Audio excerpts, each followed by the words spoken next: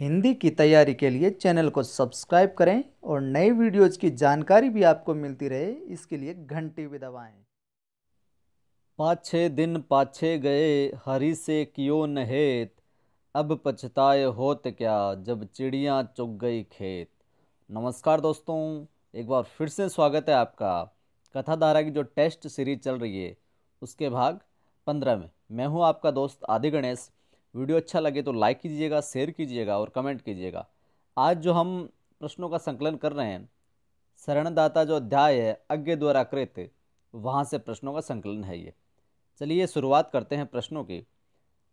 अज्ञे जी ने कौन कौन सी पत्र पत्रिकाओं का संपादन किया था? तो उनमें विशाल भारत, सैनिक, प्रतीक, नया प्रतीक और दिनमान। दिनमान पत्र की आवर्ती थी, तो ये दिनमान पत्र जो था साप्ताहिक था। आगे के प्रमुख अगर उपन्यासों की हम बात करें तो शेखर एक जीवनी, नदी के द्वीप, अपने अपने अजनबी प्रमुख उपन्यासों में। और निबंध संग्रह देखें तो अरे यायावर रहेगा याद, एक बूंद सहसा उछली, आत्म ने पद, ये इनके निबंध संग्रहों में आते हैं। कविता संग्रहों की अगर बात करें तो हरी घास पर क्षण भर, बावरा अहेरी, आंगन के पार द्वार। अगर कहानी संग्रह पे आए तो विपतगा, कोठरी की बात, जय दोल, ये तेरे प्रतिरूप, शरणार्थी, परंपरा। अब कि सर बहुत से लेखक है, बहुत से कविता संग्रह, कहानी संग्रह है, तो कैसे याद हो? तो साथ ही उनको बार बार आप जो कवि परिचय है और पाठ परिचय है, इसको तो बार जितनी ज़्यादा बार पढ़ोगे उतनी बार ये आपके मस्तिष्क में स्थायित्व लेगा।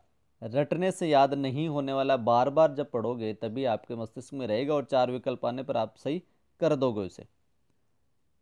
जो ये कहानी है शरणदाता, अगर इसके वर्ण विषय की बात करें तो पूछ लिया जाता है निम्न कहानी का वर्ण विषय क्या है, तो इसका ध्यान रखिएगा।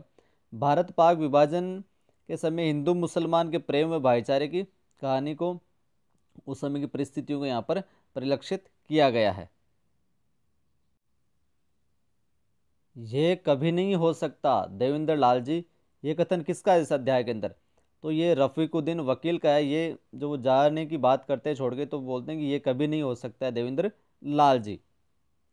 मैं तो इसे मेजॉरिटी का फ़र्ज मानता हूँ कि वह माइनॉरिटी की हिफाजत करे।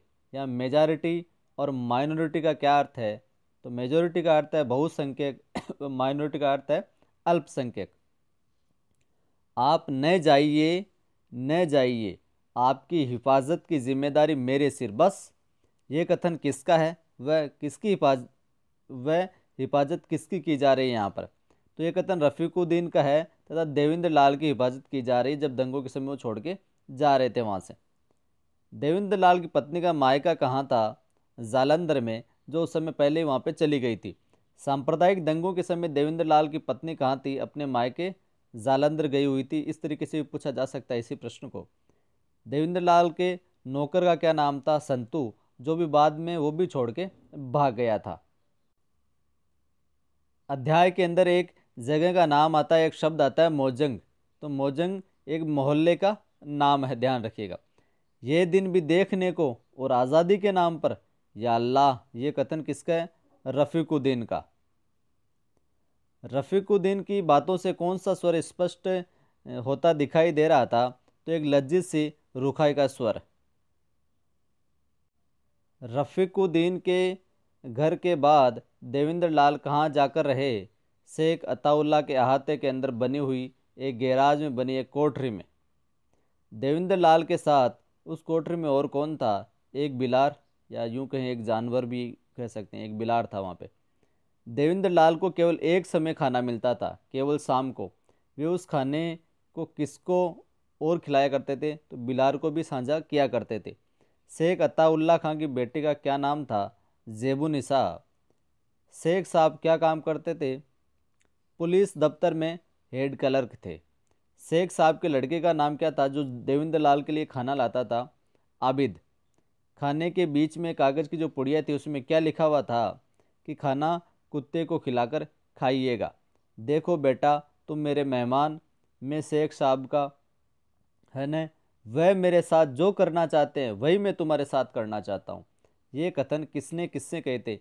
देवेंद्र लाल ने बिलार से कहा था जब वो पुड़िया में आया था, तो कहा इसको खिलाकर हम जांच कर सकते हैं। अच्छा, रोज मेरी जूठन तुम खाते हो, आज तुम्हारी मैं खाऊंगा। ये किसने किससे कहा? देवेंद्र लाल ने बिलार से या जानवर से उसे। आप बचकर चले गए, इसके लिए खुदा का लाख लाख शुक्र है। मैं मानती हूं कि रेडियो पर जिनके नाम अपील किए वे सब सलामती से आपके पास पहुंच जाएं। ये कथन किसने किसके बारे में कहा? तो ये जेबुनिसा की चिट्ठी का आंसर जो जेबू ने देवेंद्र लाल के लिए लिखा है।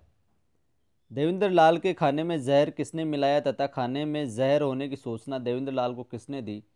तो जहर जेबुनिसा के पिता शेख साहब ने मिलाया था और खाने में जो जहर है उसकी सूचना जेबू ने दी थी। सिर्फ यह इल्तिजा करते हूँ कि आपके मुल्क में कोई अल्पसंख्यक मजलूम हो तो याद कर लीजिएगा, इसलिए नहीं कि वह मुसलमान है, इसलिए आम इंसान है। खुदा हाफिज़। जेबू के इस अंश में आपके मुल्क से क्या आज से किस मुल्क से हैं? तो आपके मुल्क से आज से भारत से हैं। देवेंद्र लाल और रफ़ीकुद्दीन घर में बैठकर किसकी आलोचना किया करते थे? देश के भविष्य को लेकर। मरीज को देखते समय डॉक्टर की पीठ में छुरा किसने घोंप दिया था? मरीज के रिश्तेदार नहीं। नहीं साहब हमारी नाक कट जाएगी, यह शब्द किसने किससे और कब कहे थे? तो रफ़ीकुद्दीन ने देवेंद्र लाल से उस समय कहे थे जब देवेंद्र लाल घर छोड़कर अन्यत्र कहीं जाना चाहते थे।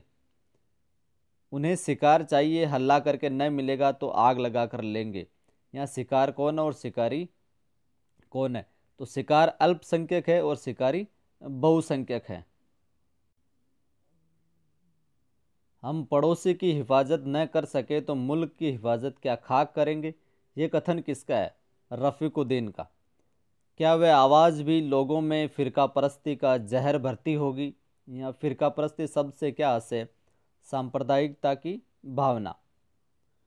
फ़िरका परस्ती यानी सांप्रदायिकता की भावना। देवेंद्र लाल का मन गलाने से क्यों उमड़ा? तो अताउल्ला खां द्वारा भोजन में विष मिलाने के कारण उन्हें बड़ा खेद और ग्लानि हुई थी कि यहाँ आकर है और उन्होंने हमारे साथ ये किया। तो शुक्रिया दोस्तों, इस सीरीज़ में ये थे कुछ विशेष प्रश्न। अगली सीरीज़ में और प्रश्नों का संकलन होगा। अच्छा लगे तो लाइक शेयर और कमेंट कीजिएगा।